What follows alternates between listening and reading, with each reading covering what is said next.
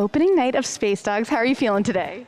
Full of joy and gratitude, and I feel like we went to the stars. Yes, the stars, the moon, we certainly went into space today. What has this process been like working with Nick, Van, and the whole creative team? I'm in love with every single one of them.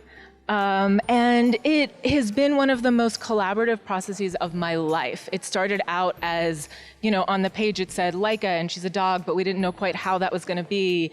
And cut to, we have Amanda Villalobos teaching us how to puppet things. And we were like, it's two guys, but it needs to be like a musical with a lot of spectacle. Cut to, we have Alex Kosh and Stefania making these gigantic, amazing projections. And it just felt like thing after thing after thing, it kept growing. MCC kept saying yes and supporting us. And now sort of as a group, we blast off. So very, very grateful. That's perfect. I feel like this really fits the space perfectly. I love how you use everything. Nick and Van kind of like jump out of nowhere, and then the background and the use of cameras. Like, how did that process come to be?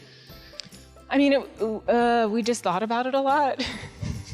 Love that. Yeah. We thought about it a lot. We sort of played this game where we tried so many things. It was like, yes and, oh, that doesn't work, but that crazy idea gets us to this, gets us to this, gets us to this. We really used our previews. We restaged, we cut, we refined, and the artistic vigor and creative drive to really do something substantial of Nick and Van is just unreal. And so they would do a show in previews.